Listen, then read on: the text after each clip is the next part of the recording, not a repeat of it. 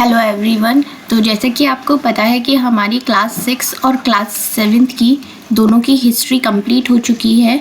तो आज से हम अपनी क्लास 8 की हिस्ट्री स्टार्ट करने वाले हैं, जिसका ये चैप्टर नंबर 1 है, जिसका नाम है प्रारंभिक कथन कैसे, कब और कहाँ।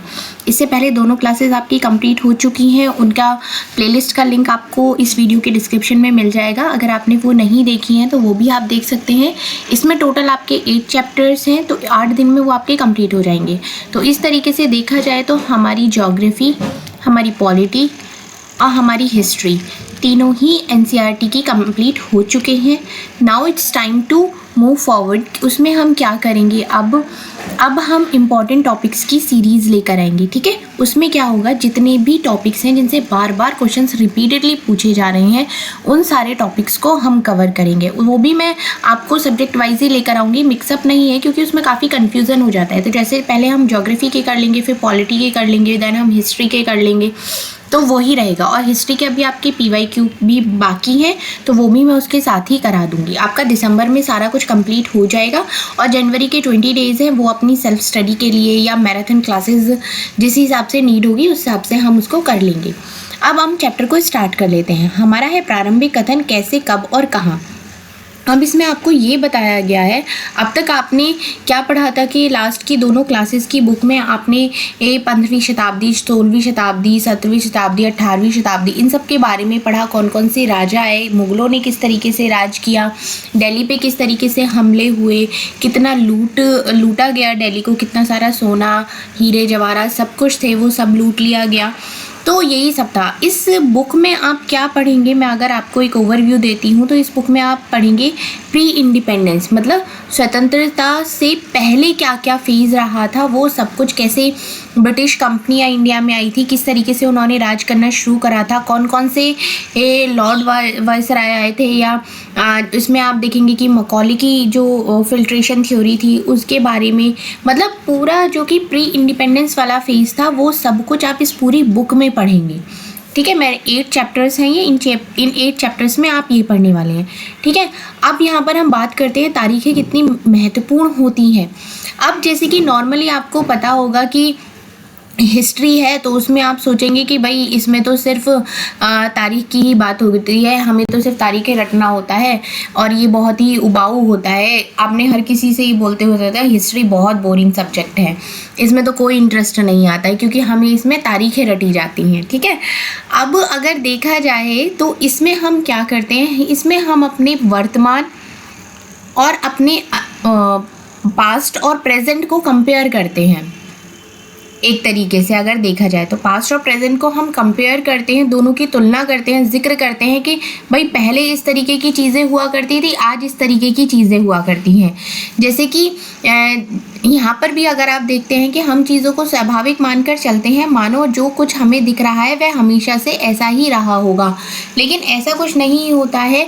पिछले टाइम पर चीज़ें बहुत अलग तरीके से हुआ करती थी, आज बहुत तरीके से अलग होती है। जैसे कि आप सड़क पर किनारे किसी को चाय पीते हुए देखेंगे तो आप ये सोचेंगे कि भाई चाय का चलन कब से शुरू हुआ। ऐसे तो नहीं है कि लोगों ने एकदम से सुबह सुबह चाय पीना शुरू कर दिया, ये तो नहीं होता है। अगर आप ट्रेन में बैठे हैं, ट्रेन से कहीं पर जा रहे हैं, यात्रा कर रहे हैं, तो आपके दिमाग में आएगी ट्रेन कब चलनी शुरू हुई होगी, कितना टाइम पहले ये ट्रेन चली होगी, या उसमें जितने भी आजकल आप वंदे भारत चल रही है, मेट्रो ट्रेन्स आ गई हैं। पहले क्या थे, पहले स्टीम इंजन चलते थे जो कि कोयले डालकर इंजन में उससे चलाते थे। अब न्यूज़पेपर्स को आप देखते हैं कि भाई न्यूज़पेपर पढ़ रहे हैं तो लोग तो कहते हैं कि भाई न्यूज़पेपर कब से छपना शुरू हुआ, वो प्रिंटिंग प्रेस कैसे बनी। तो ये सारी चीज़ें आपके माइंड में आती हैं। जब उन चीज़ों के बारे में आप जानकारी हासिल करते हैं, वही क्या है, वही हिस्ट्री है। अब चाहे तो आप इसको एक स्टोरी फॉर्म में ले लीजिए तो ये आपको इंटरेस्टिंग लगने लगेंगी, और आप लाइन बाई लाइन अगर रटना अपनी शुरू कर दिया तो फिर तो ये बोरिंग ही लगेगी। तो यही पूरा इस चैप्टर में यहाँ पर बताया गया है। ठीक है, अब इन सवालों के बारे में सोचने के लिए प्रेरित कर देते हैं। समय को हमेशा साल या महीनों के पैमानों पर नक्कर नहीं देखा जा सकता। अब कुछ ये जो तारीखें होती है, ये तारीखें क्यों हुई, इनको इम्पोर्टेंस क्यों है। आप ये सोचते हो कि भाई 1890 की कोई तारीख है और ये बहुत इम्पॉर्टेंट है, वो इम्पॉर्टेंट आपने बनाई है, इसलिए आप उस टाइम को याद कर रहे हैं। ठीक है, अब जैसे कि भारत में लोगों ने अचानक एक दिन सुबह सवेरे चाय पीना शुरू नहीं कर दिया था, इसका स्वाद धीरे धीरे ही उनकी जुबान पर चढ़ा। इस तरह की प्रतिक्रियाओं के लिए कोई स्पष्ट तिथि नहीं हो सकती। अब ये नहीं कह सकते कि भाई 1901 से चाय पीना शुरू हुआ था, ऐसा कुछ एग्जैक्ट डेट नहीं है। ठीक है, राष्ट्रीय आंदोलन किस दिन शुरू हुआ या अर्थव्यवस्था या समाज में किस दिन बदलाव आए यह बताना भी संभव नहीं है। मतलब कुछ ही चीज़ों की डेट होती हैं, ऐसा नहीं है कि हर चीज़ की तारीख आपको मिल जाएगी। तारीख आपको किस चीज़ की मिलेगी, जैसे कि राजा महाराजा और उनकी नीतियों के बारे में जो कि होता है, इतिहासकार लिखते हैं कि कौन से साल के राजा को कब ताज पहनाया गया, किस साल उनका विवाह हुआ, किस साल उनके घर में बच्चा पैदा हुआ, उन्होंने कौन से साल में लड़ाइयाँ लड़ी, वे कब मारे गए, उसके बाद कौन सा शासक कब गद्दी पर बैठा। इनके लिए निश्चित तिथि बताई जा सकती है, लेकिन आप ये सोचो कि भाई चाय कब से पीना शुरू हुआ, न्यूज़पेपर कब से पढ़ना शुरू हुआ, या ये समाज में बदलाव कब से शुरू हुए, इन चीज़ों की आप तारीखें नहीं बता सकते हैं। ठीक है, अब ये क्या है, जैसा कि पिछले 2 साल के इतिहास की किताबों में आपने देखा है कि अब इतिहासकार बहुत सारे दूसरे मुद्दे या दूसरे सवालों में भी लिखने लगे हैं। इस बात पर ध्यान देते हैं कि लोग किस तरह अपनी रोजी रोटी चलाते थे, वे क्या पैदा करते थे, क्या खाते थे, शहर कैसे बने, बाजार किस तरीके से फैले, किस तरीके की रियासतें बनी, नए विचार पनपे और संस्कृति और समाज जो है वो किस तरीके से बदले, ये सब भी अब इतिहासकार लिखने लगे हैं। अब ऐसा नहीं है कि सिर्फ डेट है और आपको डेट ही रटनी है, ऐसा नहीं है अब। ठीक है, अब यहाँ पर देख लेते हैं कौन सी तारीख है। अब जो तारीखों को आप महत्वपूर्ण मानते हैं उनका पैमाना क्या होता है, मतलब उनका क्राइटेरिया क्या है जिसके लिए आप उनको कहते हैं कि हाँ भाई ये महत्वपूर्ण है। ठीक है, अब जैसे कि जो तारीखें हम चुनते हैं, जिन तारीखों के इर्द गिर्द हम अतीत की कहानी बुनते हैं, वे अपने आप में महत्वपूर्ण नहीं होती। वे इसलिए महत्वपूर्ण हो जाती हैं क्योंकि हम कुछ खास घटनाओं को महत्वपूर्ण मानकर चलने लगते हैं। जैसे कि मैंने आपको बताया था कि अगर कोई भी तारीख है तो वो अपने आप ऐसी महत्वपूर्ण नहीं हो जाती। तारीखें तो ना जाने कितनी आई हैं अब तक। जब आप उस घटना को खास मानते हो जिस तारीख पे वो घटना हुई है, इसलिए वो जो तारीख होती है वो खास हो जाती है।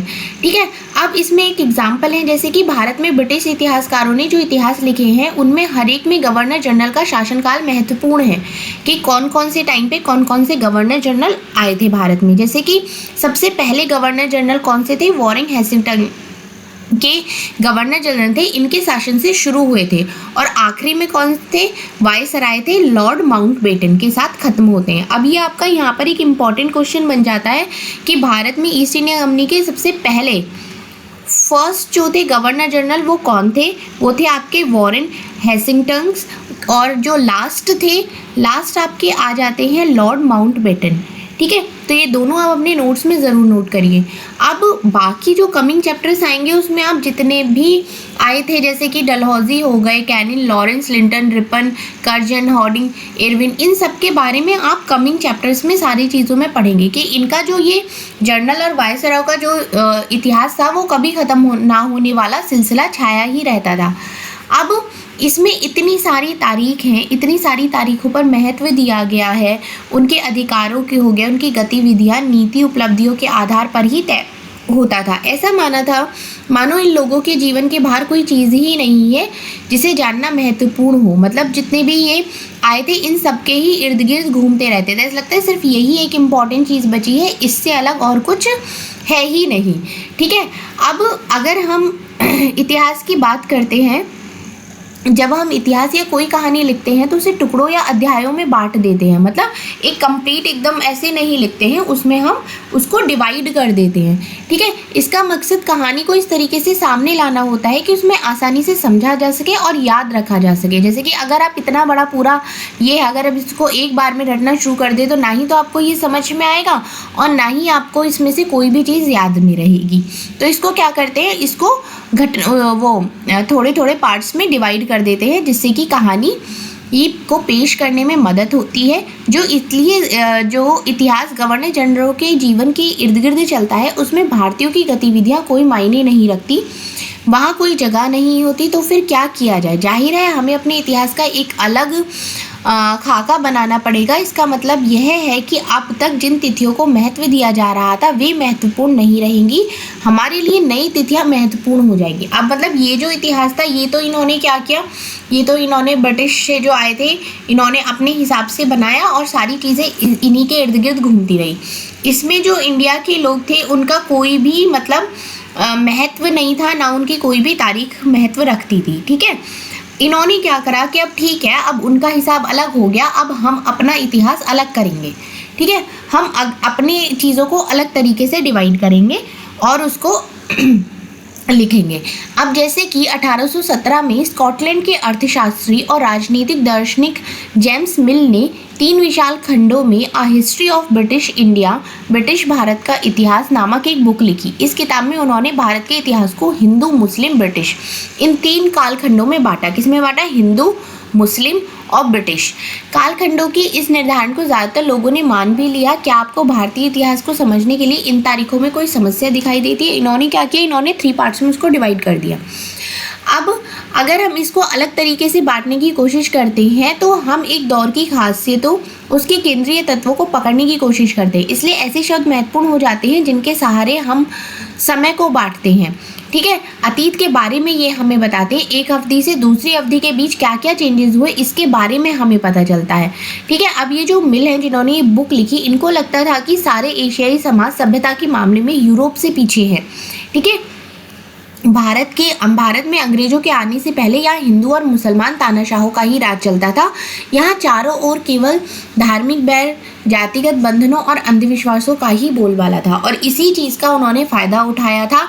और पहले वो एक कंपनी लेकर आए थे, यहाँ पर उन्होंने स्टार्ट किया जब उन्होंने देखा कि यहाँ तो सब अलग अलग है और छोटी छोटी चीज़ों के लिए लड़ रहे हैं और इतना ज़्यादा अंधविश्वास है, तो उनको लगा कि यहाँ पर हम अपना शासन कर सकते हैं और धीरे धीरे करके उन्होंने पूरे भारत पर ही अपना राज कर लिया था। अब मिल की राय में ब्रिटिश शासन भारत को सभ्यता की राह पर ले जा सकता था। इस काम के लिए ज़रूरी था कि भारत में यूरोपीय शिष्टाचार, कला, संस्थाओं और कानूनों को लागू किया जाए। मिल ने तो यहाँ तक कि भी सुझाव दिया था कि अंग्रेज़ों को भारत के सारे भूभाग पर कब्जा कर लेना चाहिए ताकि भारतीय जनता को ज्ञान और सुखी जीवन प्रदान किया जा सके। और उन्होंने ये भी माना कि अंग्रेज़ों की मदद के बिना हिंदुस्तान प्रगति नहीं कर सकता। मतलब उनकी कितनी बड़ी एक प्लानिंग कह सकते हैं कि उन्होंने यहाँ पर आए, उन्होंने सारी चीज़ों को देखा, ऑब्जर्व करा और उन्होंने कहा कि अगर अंग्रेज़ों हिंदुस्तान की मदद नहीं करेंगे तो हिंदुस्तान कभी प्रगति ही नहीं कर सकता और उसके ऊपर हमें पूरे भारत पर कब्जा कर लेना चाहिए। ये उन्होंने अपनी बुक में लिखा। ठीक है, क्या बुक का नाम था ये भी आपको पता होना चाहिए, ये बुक किसने लिखी आपको ये भी पता होना चाहिए। ठीक है, अब इसमें क्या किया अब अंग्रेज़ी शासन से पहले सारा अंधकार का दौर था। क्या इतिहास की इसी दौर को हिंदू या मुसलमान दौर कहा जा सकता है?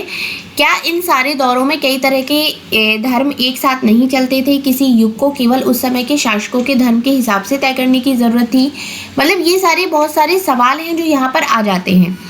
अब अंग्रेज़ों ने तो अपनी तरफ से डिवाइड कर दिया था इतिहासकार को, लेकिन जो भारतीय इतिहास को आमतौर पर 3 पार्ट्स में डिवाइड किया। जैसे अब अगर हम यहाँ पर लिखते हैं अपना भारतीय इतिहास, इसको 3 पार्ट्स में डिवाइड किया गया।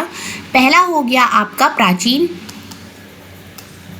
दूसरा हो गया आपका मध्यकालीन, तीसरा आपका हो गया आधुनिक। ठीक है, इसमें 3 तरीके से काल में बांट कर देखते हैं। अब इसकी अपनी समस्याएं हैं। इतिहास को इन खंडों में बांटने की यह समझ भी पश्चिम से आई थी। पश्चिम में आधुनिक काल को विज्ञान, तर्क, लोकतंत्र, मुक्ति और समानता जैसे आधुनिकता की ताकतों की विकास का युग माना जाता था। मतलब इसमें विज्ञान हो गया, साइंस हो गया, टेक्नोलॉजी हो गया, आपका लोकतंत्र हो गया, मुक्ति हो गई, समानता हो गई, ये सब इसमें हो गया। अब मध्यकाल समाज में वे समाज थे जहाँ आधुनिक समाज की ये विशेषताएं नहीं थी। मतलब जो चीज़ें यहाँ पर थी वो चीज़ें यहाँ पर नहीं थी। अब जैसा कि आपने इस किताब में देखेंगे कि अंग्रेजों की शासन में लोगों के पास समानता, स्वतंत्रता या मुक्ति नहीं थी, ना ही यह आर्थिक विकास और प्रगति का ही दौर था। बहुत सारे इतिहासकार इस युग को औपनिवेशिक युग कहते हैं। अब आप ये समझेंगे कि ये आपका औपनिवेशिक युग क्या होता है। ठीक है, औपनिवेशिक क्या होता है? अब अंग्रेज़ों ने हमारे देश को जीता और स्थानीय नवाबों और राजाओं को दबाकर अपना शासन स्थापित कर लिया था। ठीक है, ये आपको पता है कि अंग्रेज़ों ने ऐसे ही तो नहीं आ गए थे। उन्होंने चीज़ों को ऑब्जर्व करा, धीरे धीरे उनके ऊपर शासन करना शुरू कर दिया। उन्होंने क्या किया, कुछ राजाओं को दबाया, कुछ ने उनके खिलाफ बगावत करी, मतलब फिर उन्होंने लड़ाइयाँ लड़ी लेकिन उनको जीत लिया। अब क्या है, ये जितने भी राजा थे उस टाइम पे वो कोई भी एक नहीं थे। अगर ये राजा सारे एकजुट होते तो अंग्रेज़ कभी शासन नहीं कर पाते। ये क्या थे, सब अलग अलग थे। कुछ तो अंग्रेज़ों में मिल गए हैं, कुछ ने कहा नहीं हम अलग चलेंगे। तो ये सारी चीज़ें, इसी चीज़ का अंग्रेज़ों ने फ़ायदा उठाया था।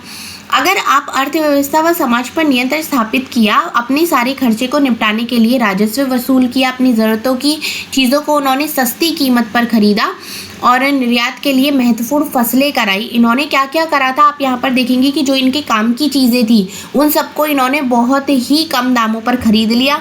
जो चीज़ें इन्हें अपने कंट्री में लेके जानी थी उन्हें यहाँ पर इन्होंने खेती में उगवाया, उसके बाद इनको वहाँ लेकर गए।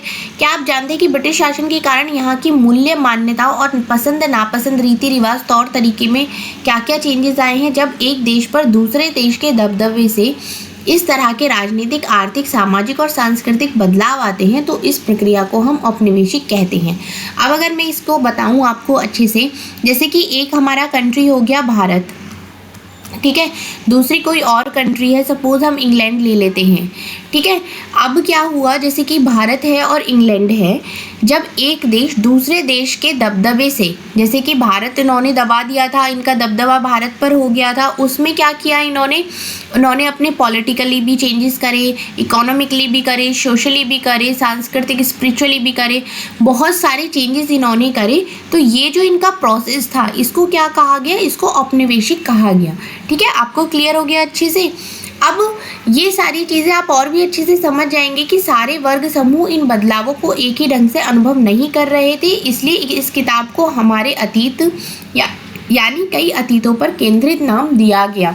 अब आपको पता ही है कि इंडिया में सब जगह चीज़ें अलग अलग हैं, तो जो चेंजेस एक जगह हुए वो चेंजेस दूसरी जगह तो नहीं हो सकते ना, यहाँ का तरीका अलग होगा, यहाँ का तरीका अलग होगा, तो यही यहाँ पर बताया गया है। अब नेक्स्ट देख लेते हैं कि हम किस तरह जानते हैं। भारत इतिहास के पिछले 250 साल का इतिहास लिखने के लिए इतिहासकार कौन कौन से स्रोतों का इस्तेमाल करते हैं, ये चीज़ें अब आपको यहाँ पर पता चलेगा। जैसे कि गृह विभाग को भेजी गई रिपोर्ट, इसमें क्या था कि 1946 में भारत की औपनिवेशिक सरकार शाही भारतीय नौसेना के जहाज़ों में सिपाहियों की बगावत को कुचलने का प्रयास कर रही थी। उस समय विभिन्न बंदरगाहों से गृह विभाग को जो रिपोर्ट मिल रही थी उसके कुछ नमूने इस प्रकार थे। जैसे कि बम्बई में जो हुआ, इस बात का इंतज़ाम कर लिया गया है कि सेना जहाज़ों और दफ्तरों पर कब्जा कर ले। शाही नौसैनिक जहाज अभी भी बंदरगाह से बाहर ही हैं। ठीक है, कराची में किस तरीके से भेजा गया, 301 विद्रोहियों को गिरफ्तार कर लिया गया है, कुछ अन्य संदेहास्पद विद्रोही भी गिरफ्तार किए गए हैं, सारे दफ्तर सैनिक निगरानी में है। विशाखापट्टनम में किस तरीके से गया, स्थिति पूरी तरह नियंत्रण में है और कहीं हिंसा नहीं हुई है। जहाज़ों और प्रतिष्ठानों पर सैनिक गार्ड तैनात कर दिए गए हैं, किसी परेशानी की उम्मीद नहीं है सिवाय इसके कि संभव है कुछ सिपाही काम पर ना आए। तो ये इन्होंने एक रिपोर्ट को इस तरीके से अलग अलग तरीके से भेजा। अब यहाँ पर देख लेते हैं, प्रशासन अभिलेख तैयार करता है। ठीक है, अंग्रेजी शासन द्वारा तैयार किए गए सरकारी रिकॉर्ड इतिहासकारों का एक महत्वपूर्ण साधन होते हैं। अंग्रेज़ों का यह मानना था कि चीज़ों को लिखना बहुत इंपॉर्टेंट है। ये जो चीज़ें आई है ना, जो डॉक्यूमेंटेशन वाली जो बात हुई है, ये कहाँ से आई है, अंग्रेज़ों से ही आई है। इनकी नज़र में हर चीज़, हर योजना, हर फैसला, समिति, सब कुछ, मतलब each and everything should be in a written form. सब कुछ एक रिटन फॉर्म में होना चाहिए, जिससे बात चीज़ों का अगर अध्ययन किया जा सकता है, उन पर वाद विवाद किया जा सकता है। अब ऐसा नहीं है कि ओरली आपने सब कुछ कर दिया, हाँ भैया ठीक है ऐसे कर लेते हैं, ये हो जाता है, लेकिन रिटर्न में कुछ नहीं है, तो वो दूसरी बात अपनी बात से पलट गया, तो तुम्हारे पास क्या प्रूफ है, कुछ नहीं है। तो ये करते थे कि इनके तरीके से हर चीज़ एकदम रिटन फॉर्म में होनी चाहिए। अब इनको ये भी लगता था कि सब कुछ चीज़ें बहुत संभाल कर रखना ज़रूरी है। ऐसा नहीं है कि रिटर्न में ले तो लिया बट कोई कहीं पढ़ी है कोई कहीं पढ़े, ऐसा नहीं है। इसके लिए इन्होंने क्या करा, अलग अलग अभिलेख कक्ष बनवाए, दफ्तर बनवाए। उसमें कौन कौन से थे, जैसे कि तहसील का दफ्तर हो गया, कलेक्ट्रेट का हो गया, कमिश्नर के दफ्तर हो गए, प्रांतीय सचिवालय हो गई, कचहरी हो गई। सबके सामने इनके क्या थे, अपने इंडिविजुअल रिकॉर्ड रूम थे, जिसमें क्या होती है, अगर ये डिपार्टमेंट है तो इसका जो रिकॉर्ड रूम है वो यहाँ पर है, इस डिपार्टमेंट से संबंधित सारे दस्तावेज इस रिकॉर्ड रूम में रखे जाएंगे। ठीक है, अब यहाँ पर बात करी जाती है कि 19वीं सदी की शुरुआत में प्रशासन की एक शाखा से दूसरी शाखा के पास भेजे गए पत्रों और ज्ञापनों को आप आज भी अभिलेखागारों में देख सकते हैं। मतलब ये इस रिकॉर्ड को आप आज भी देख सकते हैं, नोट्स, रिपोर्ट पढ़ सकते हैं, ऊपर बैठे अफसरों द्वारा प्रांतीय अधिकारियों को भेजे गए निर्देश और सुझाव देख सकते हैं। मतलब अगर कोई भी ऑर्डर भी दिया जाता था या कोई भी चीज़ दी जाती थी वो भी रिटन फॉर्म में ही जाता था। 19वीं सदी के शुरुआती सालों में इन दस्तावेजों की सावधानी पूर्वक नकलें बनाई जाती थी। मतलब उनको क्या, फिर प्रिंटिंग प्रेस वगैरह स्टार्ट हो गई थी तो वो उनकी एक नकल बना लेते थे, मतलब कार्बन कॉपी कह सकते हैं। उन्हें खुशनवीसी के माहिर लिखते थे। खुशनवीसी या सुलेखन वीस ऐसे लोग होते थे जो बहुत सुंदर ढंग से चीज़ लिखते थे। 19वीं सदी के मध्य तक छपाई की तकनीक भी फैलने लगी थी। कब तक? 90s के मिड तक, 19वीं सदी के मध्य तक। इस तकनीक के सहारे प्रत्येक सरकारी विभाग की कार्रवाई के दस्तावेजों की कई प्रतियां बनाई जाने लगी। पहले क्या करते थे कि सपोज ये एक दस्तावेज है, ये ओरिजिनल डॉक्यूमेंट है। कुछ लोग होते थे जिनको हम खुशनवीसी कहते थे और सुलेख नवीस कहते थे, ठीक है। ये क्या करते थे, इसको हाथ से लिख के कॉपी करते थे, जैसे कि आप असाइनमेंट कॉपी करते हैं ना, उस तरीके से डॉक्यूमेंट को कॉपी किया जाता था, ठीक है। अब यहाँ पर देख लेते हैं सर्वेक्षण का बढ़ता हुआ महत्व। औपनिवेशिक शासन के दौरान सर्वेक्षण का चलन भी महत्वपूर्ण होता गया था। अंग्रेजों का विश्वास था कि किसी भी देश पर अच्छी तरह शासन चलाने के लिए उसे सही ढंग से जानना ज़रूरी है, ठीक है। अगर उन्होंने, मतलब आप जब इस बुक को पढ़ेंगे ना, आपको ये समझ में आएगा कि अंग्रेज़ों ने किस तरीके से स्टेप बाय स्टेप प्लानिंग करी, उसके बाद सारी चीज़ों पर अपना शासन किया था, ठीक है। उनकी प्लानिंग क्या थी, किस तरीके से उन्होंने काम किया, ये सब कुछ आप इस चैप्टर में पढ़ेंगे। अब जैसे कि यहाँ पर सर्वेक्षण, उन्होंने क्या किया, उन्होंने अलग अलग गाँव में, अलग अलग शहरों में, अलग अलग जगह पर सर्वे करना स्टार्ट कर दिया। सर्वे करने से उन्हें क्या पया हुआ, उन्हें जो पता चला, उनका एक तरीके से पूरा नक्शा उनको समझ में आ गया कि यहाँ पर ये सारी चीज़ें हैं। गाँव में राजस्व सर्वेक्षण किए गए। इन सर्वेक्षणों में धरती की सतह हो गई, मिट्टी की गुणवत्ता हो गई, वहाँ मिलने वाले पेड़ पौधे हो गए, जीव जंतु हो गए, स्थानीय इतिहासों की फसलों का पता लगाया जाता था। मतलब और अंग्रेज़ों के लिए इन इलाकों पर शासन चलाने के लिए इन सब बातों को जानना बहुत ज़रूरी था। मतलब 19वीं सदी के आखिर से हर 10 साल में जनगणना की जाने लगी, जिससे कि ये पता चल सके कि जाति, इलाके, व्यवसाय के बारे में जानकारी इकट्ठा करी जा सके। अगला, इसके अलावा वनस्पति सर्वेक्षण हो गया, प्राणी वैज्ञानिक सर्वेक्षण हो गया, पुरातत्वीय सर्वेक्षण हो गया, मानव शास्त्रीय सर्वेक्षण, वन सर्वेक्षण। मतलब इन्होंने कोई चीज़ छोड़ी ही नहीं जिस चीज़ पे इन्होंने सर्वे नहीं किया हो, क्योंकि जब उन्हें पता चलेगा इन चीज़ों के बारे में, फिर इन्होंने अपनी तिगड़म भिड़ाई और उसमें शासन और राज्य करना शुरू कर दिया, ठीक है। यहाँ पर अब अधिकृत रिकॉर्ड से क्या पता नहीं चलता है। अब हम सब कुछ पता लगा सकते हैं, लेकिन फिर भी बहुत सारी चीज़ें ऐसी हैं कि नहीं पता चल सकती। अब इस बात को नज़रअंदाज नहीं किया जा सकता कि ये सारी रिकॉर्ड्स थे, ये गवर्नमेंट के थे, ठीक है। अब इनसे हमें यह पता चलता है कि जो सरकारी अफसर क्या सोचते हैं, उनकी दिलचस्पी किन चीज़ों में थी और बाद में वे किन चीज़ों को बचाए रखना चाहते थे। मतलब वो क्या करते थे, वो अपने रिकॉर्ड्स, वो अपने इंटरेस्ट के हिसाब से सर्वे करते थे कि भाई इस चीज़ों में, अगर हमें खेती में है तो इस चीज़ का सर्वे किया जा रहा है कि हाँ यहाँ पर क्या क्या चीज़ें हैं। अब इन रिकॉर्ड से हमें ये समझने में मदद नहीं मिलती कि देश के दूसरे लोग क्या महसूस करते हैं या उनकी कार्रवाइयों की क्या वजह थी। अब इन बातों को जानने के लिए हमें कहीं और देखना होगा। जब हम ऐसे दूसरे स्रोतों की तलाश में निकलते हैं तो उनकी भी कोई कमी नहीं रहती, लेकिन सरकारी रिकॉर्ड्स के मुकाबले उन्हें ढूंढना ज़रा मुश्किल साबित होता है। इस लिहाज से लोगों की डायरी हो गई, तीर्थ यात्राओं हो गई, यात्रियों के संस्मरण हो गए, महत्वपूर्ण लोगों की आत्मकथाएं हो गई, स्थानीय बाजार में बिकने वाली लोकप्रिय पुस्तिकाएं महत्वपूर्ण हो जाती हैं। जैसे जैसे छपाई की तकनीक फैली, मतलब जैसे कि प्रिंटिंग प्रेस आया गया, उसके बाद न्यूज़पेपर छपने लगे, विभिन्न मुद्दों पर जनता में बहस भी होने लगी, नेताओं सुधारकों ने अपने विचारों को फैलाने के लिए लिखा। अब इसमें भी बहुत सारी चीज़ थे, वो तो अंग्रेज़ों के साथ थे बहुत सारे लोग कि हाँ भाई हमारे देश में तरक्की होगी, ये आ जाएंगे तो कंपनियां बढ़ेंगी, रोज़गार मिलेगा, तरक्की होगी, ये सब होगा, इसलिए भी उन लोगों ने उनको मौका दिया। लेकिन वो ये नहीं जान पाए कि उनका पीछे का मकसद क्या है। वो आपके ऊपर राज करना शुरू कर देंगे, वो आपकी स्वतंत्रता ही छीन लेंगे, इसका आइडिया नहीं था। अब लेकिन ये सारे स्रोत उन लोगों ने रचे जो पढ़ना लिखना जानते थे। इनमें से हम ये पता नहीं लगा सकते कि जो आदिवासी हो गए, किसान, खदानों में काम करने वाले मजदूर, सड़कों पर ज़िंदगी गुजारने वाले गरीब किस तरीके से अनुभवों से गुजर रहे थे। मतलब जैसे कि मैंने आपको वही बताया कि उन्होंने जिस जिस चीज़ों में उनको खुद को इंटरेस्ट था, वो सारी चीज़ें उन्होंने सर्वे करनी शुरू करी।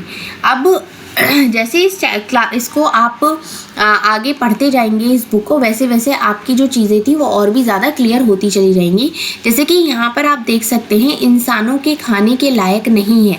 मतलब इस पे क्या हो गया था कि जो दिल्ली में 2000 से भी ज़्यादा पुलिस वालों ने बृहस्पतिवार सवेरे कम वेतन पुलिस लाइन बावर्चियों के से आने वाले घटिया भोजन था उससे खाना खाने से इनकार कर दिया था। उन्होंने कहा था कि ये भोजन इतना ज़्यादा ख़राब है कि इसे कोई इंसान तो क्या, इसे कोई जानवर भी खाना नहीं पसंद करेगा। तो ये उन्होंने यहाँ पर लिखा था। तो ये आपका चैप्टर यहाँ पर कंप्लीट होता है। कमिंग चैप्टर्स आने वाले बहुत इंटरेस्टिंग है। आप जो प्री इंडिपेंडेंस हुआ है, किस किस तरीके से भारत के ऊपर राज्य किया गया, कैसे उनकी प्लानिंग थी, ये सब कुछ आने वाले चैप्टर्स में पढ़ेंगे। ठीक है, अगर वीडियो अच्छी लग रही है तो चैनल को लाइक भी करें, चैनल को सब्सक्राइब भी करें, वीडियो को लाइक भी करें और शेयर भी करें। जो एसएसटी की प्रिपरेशन कर रहे हैं वो हमारे साथ जुड़ सकें। Thank you so much.